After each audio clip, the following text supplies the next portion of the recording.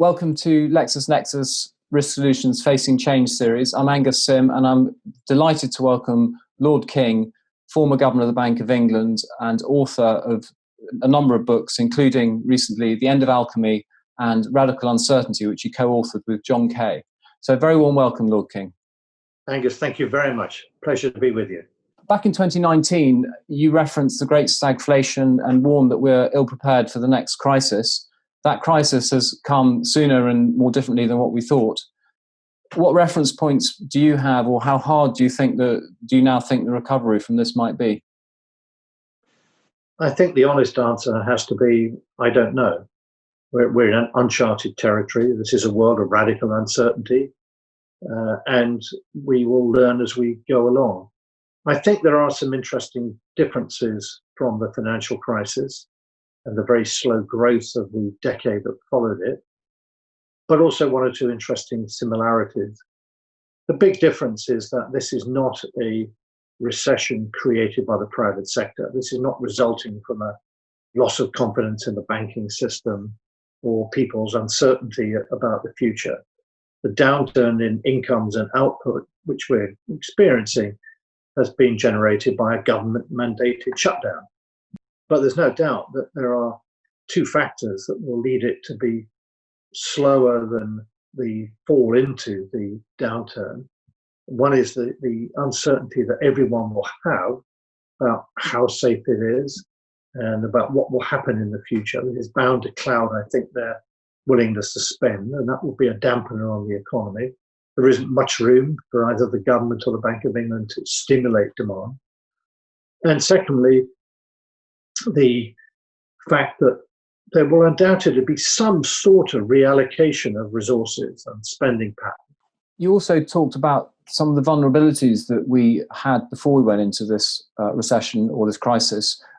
What is it that makes us particularly vulnerable this time around that you were referring to before? So I think this is quite important. There's a danger of people becoming obsessed by the state of the economy during the COVID-19 epidemic and thinking that we were in a perfectly normal position before we went into it. And I think the basic trouble was that the amount of debt in the world is very high, and the ratio of debt to GDP right across the world is higher today, or was higher at the beginning of this year and the end of last year than it was in 2007. So I think we were already facing a quite serious problem of how to reduce the amount of debt, which inevitably makes the economy more fragile. Global interest rates have been at a historically low level for an extraordinarily long period of time. Are we underestimating the risk that something might trigger a return to higher interest rates that not even central banks could stop? This fall in real interest rates dates back to the early 1990s. I think this represents some sort of disequilibrium or inappropriate adjustment of the world economy, in which some countries are saving vast amounts, countries like China and Germany, and other countries are saving too little, like the United Kingdom and the United States. And this has to come to an end. And we didn't make that adjustment after the financial crisis.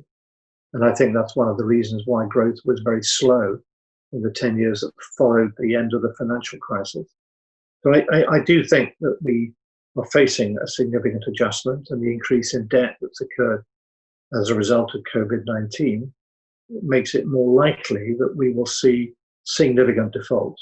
What does that mean for the future interest rates? Well, I think there are two scenarios in which you could see a rise in interest rate. The first one is what you might think of as an inevitable adjustment of the world economy, in which a lot of the debt is written down one way or another, whether it's through explicit defaults or rescheduling. One way or another, debt gets written down. That would be the healthy outcome.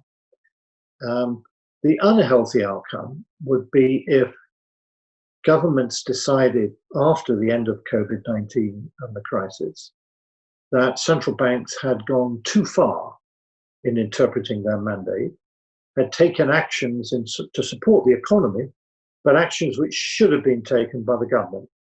LexisNexis is obviously a business, and myself in the world of identity and fraud, so we're very interested in things like fighting back against economic crime. We know that in all recessions, economic crime tends to rise. Do you think that in this particular recession, this is the threat from organised crime, economic crime, is something we should be taking a lot more seriously, especially the amount of sort of helicopter money that the government is, and many governments around the world are making available? I would say the big thing we ought to worry about is cybercrime, particularly in the financial sector, because cybercrime not only could be devastating economically if the banking system were disrupted, but also could result, if targeted at key critical system, whether it's the health service or electricity supply, could cause chaos. So I think cybercrime, particularly in current circumstances when people are at home, many people working on computers, that is a real risk. At the moment, banks are under a lot of pressure to make support available to their customers. So the question really is, are they between a rock and a hard place? On the one hand, being asked to make all this new funds available, but on the other hand, inevitably creating a greater risk of both fraud from what we just talked about, but also a wave of bad debt down the line. Yeah, I think banks have been in a difficult position, and that is why I think the government schemes had to be redesigned, and indeed the business interruption loan scheme was redesigned to essentially mean that the government was taking all the risk. And I think that was important because here was a situation where it was vital to get cash in the hands of small businesses and the self-employed. In addition to the large businesses, they all needed cash to cope with the situation in which their takings collapsed. And many of those loans will have to be converted into grants. And talking about how businesses cope with this in terms of their sort of attitude towards risk and recovery, as they start to want to regrow their business, they're inevitably going to be tempted to take risks which would be greater than in normal times. Is that something you think is, we should just take for granted as perhaps the wrong word, or is it something you think we should really be thinking about? And I'm thinking particularly around sort of the new e-commerce, the new retail industry as it goes online and that type of thing. It may be that they will be prepared to take more risks about small things, but will be much more cautious about the big risks that they have not prepared for. And I do think that the big lesson from all this is that resilience and robustness of any business is essential to any organization that believes it's got a long-term future. You can't know when or where or in what circumstances you'll need that resilience and robustness. But if you intend to be a company that's going to stick around for a long while, you need to be resilient or robust. Otherwise, you will fail when this unexpected event materializes. To wrap this up, Lord King, in your book, The End of Alchemy, you talk about the audacity of pessimism. And I'd love to know what your message is in that for us today, probably especially for government.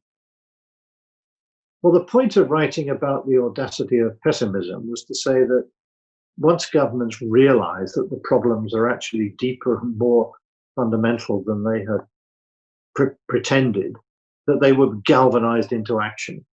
So looking forward, what I hope is that this will be an opportunity for governments to say, in Britain, for example, you know what, we didn't save as much as we should have done as a country.